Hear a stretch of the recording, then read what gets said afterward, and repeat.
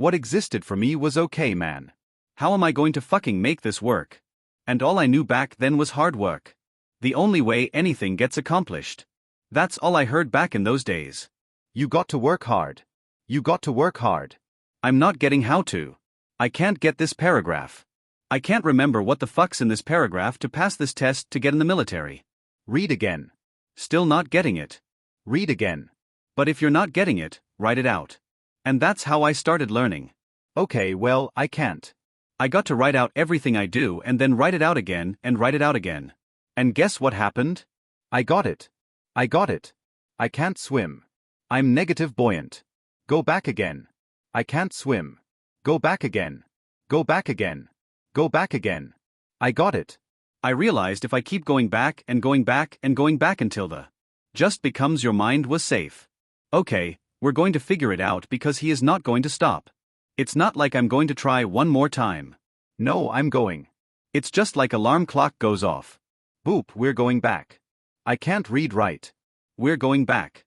I gave myself no way out and my mind realized that. It's okay, we're going to adapt and overcome now. I don't think enough about people that have wronged me or situations that have wronged me. Because once you've come to a place where you are really happy with who you are in life, no one with you anymore. Even though they're with you, it doesn't with you. What do you want in your life? We have so much influence coming at us that we are so lost. We don't know what we want to do because we don't spend enough time with ourselves. You have to learn to shut off a phone. Shut off a computer, shut off a TV. And it's okay to sit in a room by yourself in a chair and just think about you. Where I want to be, where do I see myself tomorrow, the next year from that. It takes a lot of self-discipline to be able to do that nowadays, cause you want to be so attached to everything. You want to be so caught up with the world. The world's moving so fast that you're trying to keep up to the point where you lose yourself in the world. So you have to take that time to go to that dark place in your mind and discover who you are.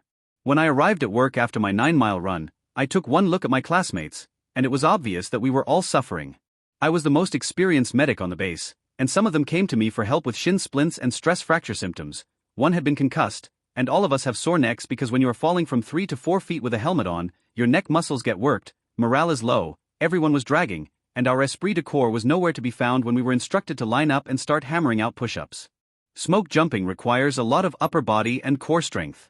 The jumping and landing are physically demanding. Plus, we would have to work in at least 60 pounds of hose on our backs, as well as chainsaws, pumps, and various other fire equipment, none of it light. Oftentimes, we'd be hauling water pumps and moving logs with no vehicle support. It's on us to take any gear airdrop for us and move it into the proper position.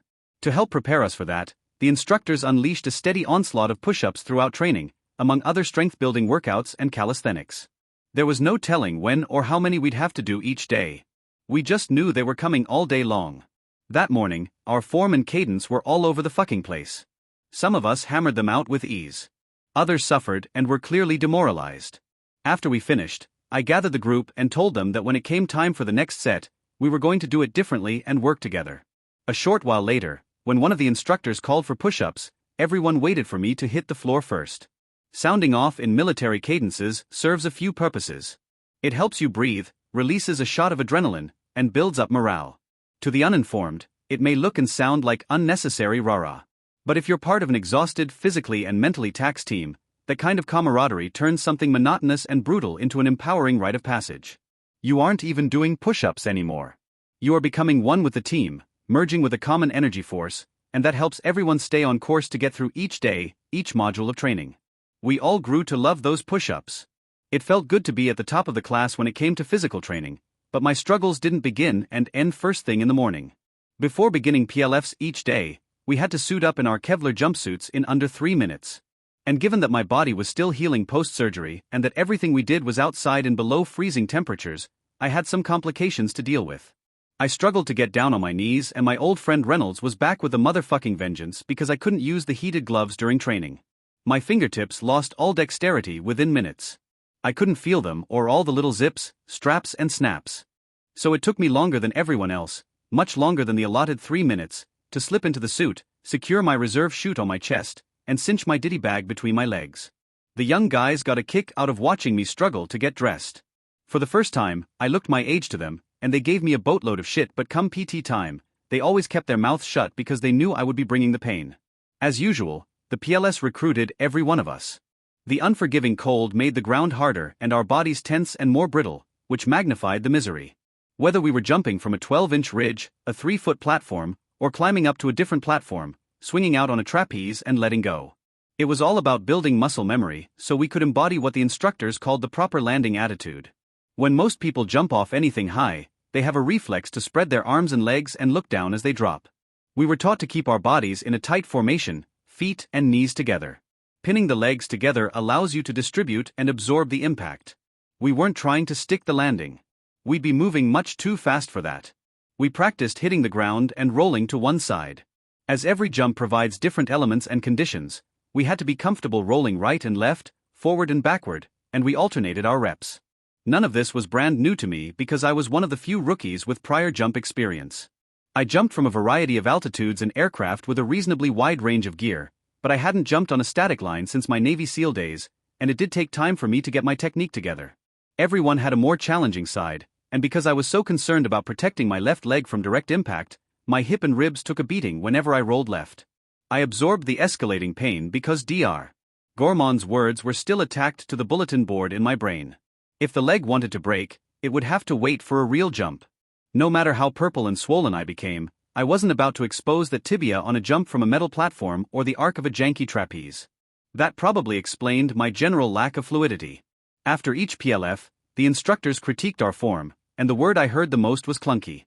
After several days of throwing myself into the dirt like a bag of shit, we were leveled up to the shock tower, a 20-foot platform where we sat in a mock-up of an aircraft doorway, clipped into a stiff bungee, and practiced our exits.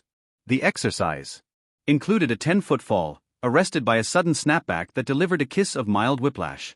On one of my early attempts, I stood behind a small but athletic young woman who I call PB for Pitbull because she was very friendly with plenty of fight coiled deep inside her. But when she got that smack on the back from the instructor, signaling that it was her time to take that leap of faith, she froze up. P-Bus is God-fearing as they come.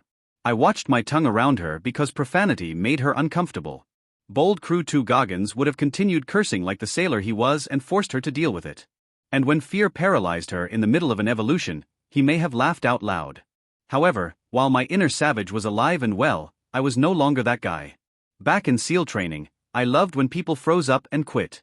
I felt it elevated me in some way, but that was ego-driven immaturity and poor leadership. These days, I consider it my business to make everyone better, no matter the job or situation. During my interview with the North Peace Smoke Jumpers, I was asked to describe my best quality. If you hire me, I said, everyone in my class will graduate. That's my best quality. It wasn't an empty promise. It was an oath. Do you want some time? The instructor asked. Yeah, I do, PB said.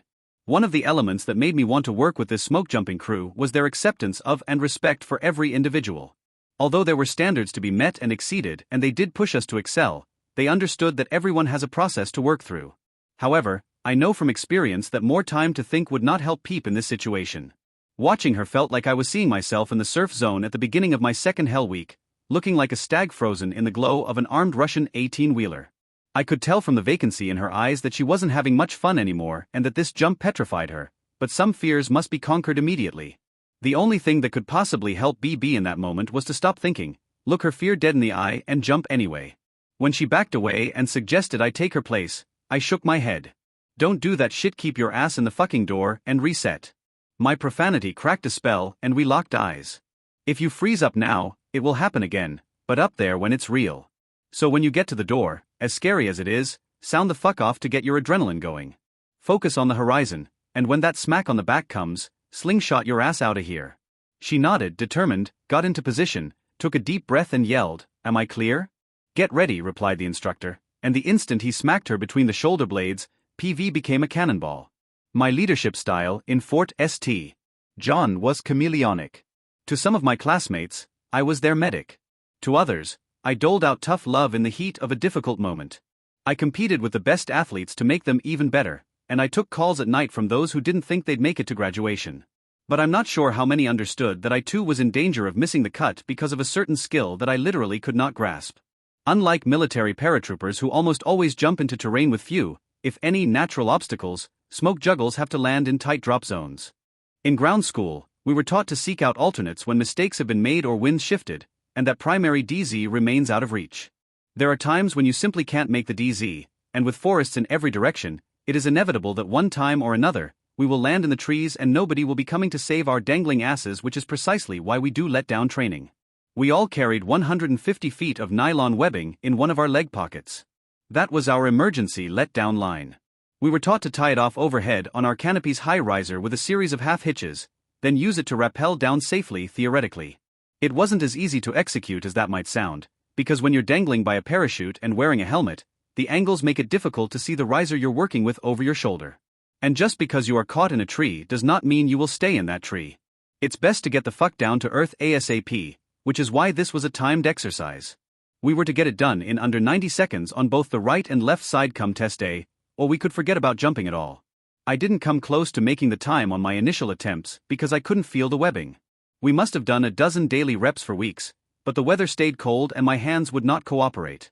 I stumbled fucked so badly it was borderline uncomfortable for the instructors and any of my classmates who were paying close enough attention.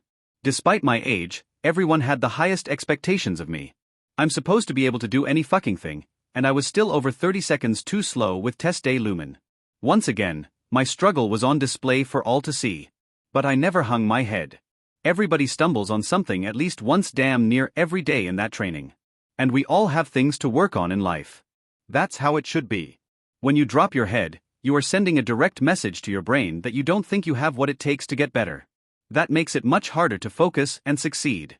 When you are working toward a goal that is important to you and things don't go your way, never let anyone see it bring you down.